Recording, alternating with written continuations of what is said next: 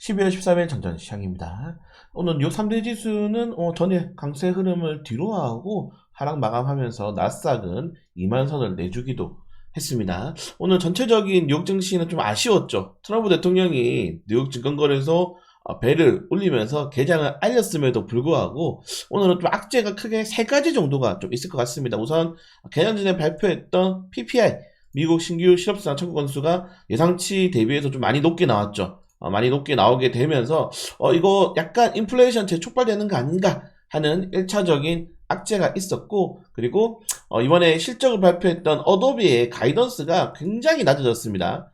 가이던스가 시장 예상치보다 크게 하회가 되면서 사실 어도비도 인공지능 관련 테마잖아요. 그래서 여전히 인공지능 개발 투자비는 많이 드는데 이거 회수하는 거 많이 어렵지 않나? 요런 좀 악재가 있었고, 마지막으로는 오늘 캐나다가 미국의 51번째 주에 편입되는 것을 거부하고 미국의 에너지 수출을 좀 규제할 수 있다라는 또 그런 발언이 나왔습니다. 사실 미국은 지금 이 캐나다에서 굉장히 많은 자원들을 수입을 하는 국가예요. 그렇기 때문에 캐나다가 뭐 우라늄이라든가 다른 정유 등 에너지 수출을 중단 고려하게 되면서 무역 분쟁 이거 좀 확대되는 거 아니야? 라는 우려가 좀 크게 나오지 않았나. 한 세 가지 정도로 오늘 시장이 좀 흔들렸음을 알 수 있었습니다. 상하락 종목들도 보시면은 거의 뭐 하락 종목들 굉장히 크게 우위로 마감했기 때문에 오늘 국내 증시는 약간은 최근에 좋았던 흐름을 약간 뒤로 하고 좀 부진하게 나올 수도 있다는 점들. 뭐 다행스럽게 야간 선물이 크게 떨어지지 않았어요. 마이너스 0.65% 크게 떨어진 건가요? 네, 그래서 오늘 야간 선물 MSCI 한국 ETF 같은 경우에가 약간 좋지 않기 때문에 드디어 3개월 동안 상승했고, 내일 또 우리나라 같은 경우에는 이 투표가 있지 않습니까? 그 탄핵 투표가 있기 때문에 거기에 대한 투자 심리가 좀 흔들릴 가능성이 높다. 이렇게 되면은 내가 이익 중이야. 여러분들이 만약에 막 동신건설 100% 찍혀 있어. 그러면은 일단 팔지 않을까? 네, 일단 팔까? 요런 투자 심리가 많이 작용하게 되면서 강세 종목들이 좀 흔들릴 수 있다는 점들 좀 잘 체크를 하시면 될 것 같습니다. 일단은 참 열받죠, 여러분들. 우리가 아무리 열심히 하더라도 어제 갑자기 장중에 눈치 없이 녹화 방송을 그냥 10시에 틀어제끼는 대통령이나, 그리고 지금 김준영 조국 혁신당, 조국 없는 조국 혁신당이죠 지금. 네, 조국 혁신당 의원은 대놓고 거짓말했습니다. 네, 주한미국 대사가 윤석열 정부 상정 못하겠다라, 이거 외교 결례거든요. 근데 바로 미국 대사관에서 이거 사실 아니다 라고 하면서 바로 또 글을 올렸어요. 이게 얼마나 쪽팔리는 일입니까? 그러니까 대놓고 거짓말을 해, 정치인들이, 국회의원들이. 이런 사람들도 탄핵 같이 당해야 돼요, 제 생각에는. 그래서 눈치 없는 대통령과 계속 사기치는 언론과 이런 정치인들의 이 컬라보레이션에 우리 투자 심리를 계속적으로 흔들릴 가능성이 크다는 점들. 제가 요새 여러분들에게 뉴스 많이 보지 말라고 말씀드리잖아요. 사실로 밝혀진 뉴스는 거의 없다고. 그래서 일단 내일 탄핵 투표까지는 일단 확실히 우리가 체크하고 대응하셔도 늦지 않는다. 제가 계속 강조드리는 게 뭡니까? 여러분, 탄핵 이후에는 오른다. 자진 하야가 가장 좋은 시나리오였는데 자진 하야를 안 하기로 했으니까 결국 탄핵을 좀 기다려야죠. 여러분들은 계속 이제 편가르기를 하려고 하지 마시고, 결국 가장 좋은 거는 증시 어떤 게 도움되는지 좀 생각하시는 게 가장 좋다. 탄핵 이후에는 가결이 되든, 네, 현재까지 가서 기각이 되든, 네, 가결이 되면서 현재까지 가서 인용이 되든, 가결이 내가 발의한 다음에 부결이 되든, 그 뒤는 증시는 항상 오르더라. 우리가 이걸 계속 눈으로 보고 있습니다. 세 번째, 이런 내용이 있다는 점들까지 보시면 될 것 같고, 자, 미국 국민의 54%가 트럼프 잘할 것이다. 여러분들, 이 우리나라 정치에서 사라진 단어가 뭐냐면은 허니문 랠리예요. 허니문 랠리.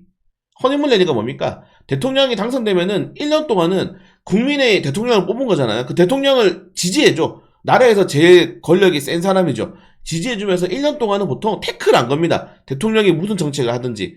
그래가지고 1년 동안에 보통 허니문 랠리로 주식시장도 좋아지고 정치적인 이런 마찰도 없어지고, 그래서 굉장히 좀 지수도 좋아지고 경제도 좀 빠르게 회복되는 모습이 나오는 게 원래 허니문 랠리인데, 우리나라는 그냥 치고받고 싸워. 대통령 누가 뽑히든 총선에서 누가 이기든 계속 싸웁니다. 인정을 안 해주는 거죠. 국민들의 투표를 인정을 안 해주니까 그런 게 안 나온다. 그래서 이번에 이 트럼프의 허니문 랠리가 어디까지 작동할지가 좀 기대가 된다라고 좀 생각을 하고 있고요. 그리고 아까 말씀드린 것처럼 윤석열 대통령의 탄핵 소추안 내려오는 게 가장 베스트 시나리오였는데 지금 안 내려왔죠. 안 내려왔기 때문에 탄핵이 가결되는 게 좀 좋습니다. 주식시장 입장으로서는. 그래서 지금 여당 의원 쪽 국민의힘 의원들도 8명 이상은 이미 탄핵 투표 쪽으로 이제 기울었다고 하니까 가결될 가능성이 높고, 그리고 더 중요한 건 어차피 윤석열 대통령은 탄핵 가결당할 걸 예상하고 이번에 이 헌법재판소에서 본인이 본인을 변로하고 본인이 본인을 생중계해라 이런 식으로 또 이야기했단 말이에요. 그래서 재밌는 것 같다. 정치적으로는 짜증나지만 이런 거짓말만 없으면은, 눈치 없는 대통령 없으면은 약간 탄핵 인용이라든가 거부까지는 어느 정도 시장이 좀 반등이 나올 수 있지 않을까, 좀 그렇게 생각하시면 될 것 같고. 자, B2. 네, 지금 보시는 것처럼 신용잔고가 4년 내 최저치입니다. 최저치. 2020년도 이후에 최저치예요. 그러니까 이렇게 최저치가 된 주식의 특징이 뭐냐면은 신용이 다 털려버렸기 때문에 호가 시장이 굉장히 낮습니다. 최근에 여러분들 상한가 엄청 많이 나오잖아요. 그 상한가 특징이 뭐냐면은 막 10억에서 막 30억 상한가를 보내버려. 막 시가총액 600억짜리 1000억짜리들. 그러니까 워낙에 호가창이 얇아 버리니까 조그만 매도 심리가 뜨거나 아니면 조그만 호재가 나오더라도 그냥 날아가 버리는 겁니다. 그래서 지금은 지수가 반등하기 굉장히 좀 좋은 시장이다 라고 좀 말씀을 드리고 싶고요. 다만 좀 아쉬운 게 결국 B2도 예탁금이거든요, 여러분들. B2도 시장에 들어올 수 있는 자금인데 예탁금이 크게 늘어나지도 않는 상황에서 B2가 빠진다는 거는 결국 한국 투자자들이 미국으로 가든지 부동산으로 가든지 비트코인으로 가든지 다른 쪽으로 넘어가고 있다. 이런 것들은 조금 아쉽다고 생각이 됩니다. 자, 오늘은 국채금리가 약간 부담스럽게 올랐어요. 네, 국채금리가 약간 부담스럽게 오르게 되면서 또 오늘 시장이 좀 흔들릴 수 있다는 점도 좀 체크하시면 될 것 같고, 그리고 JP모건이 내년 소비자 물가지수가 지금은 좀 높게 2% 중반대까지 올라갔지만은 내년 봄쯤에는 2% 밑으로 나올 거다. 스티펠에서는 내년 증시, 미국 증시가 10에서 15% 조정 나올 수 있다. 연준이 그리고 금리 인하를 2번밖에 안 할 것이다라는 또 발언을 했습니다. 사실 금리 관련해서 지금 약간 이 소형주들이 문제가 될 수 있는 게, 지금 연준이 말하는 최종금리가 3.75%입니다.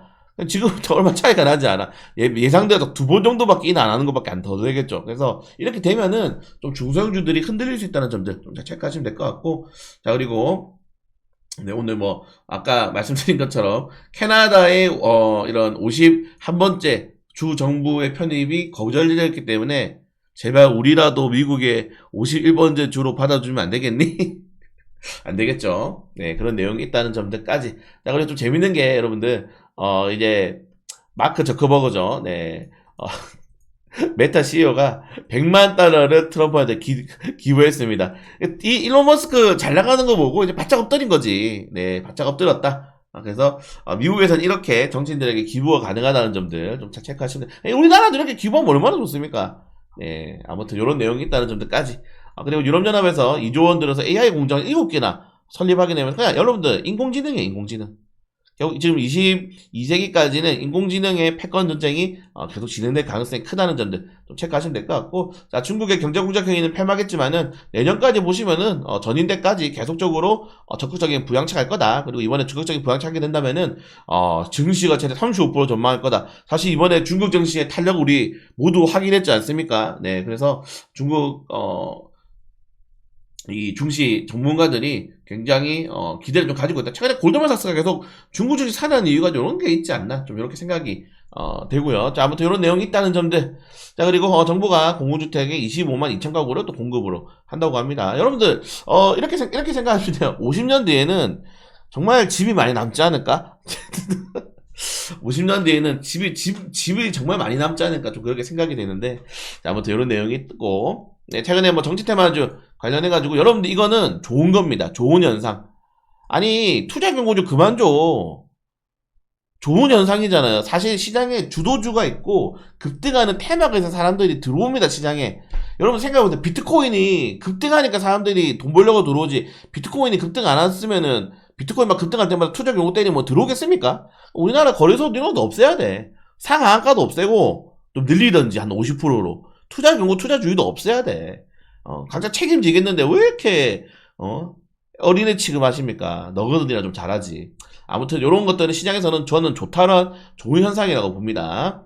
자, 오늘 그리고 뉴욕 증시는 다 대체로 조정이 좀 크게 나왔다는 점들, 그리고 어제 올려드렸던 이 보험 관련해서 미국 보험 기업들이 2거래 연속으로 거의 10%였다, 10%. 예, 그거 가지고 지금 정부 당국에서도 다 지금 전수조사한다고 하죠. 어떻게 보면은. 그래서 보험에 대해서 기업들이 좀 지급을 좀 유의하게 할 가능성이 크다는 점들까지 체크하시면 될 것 같고, 자, 오늘 일정 종목들 많습니다. 여러분들 하나씩 좀 체크하시면 될 것 같아요. 보시면 여러분들 특징이 뭐예요, 여러분들? 제약바이오가 많죠.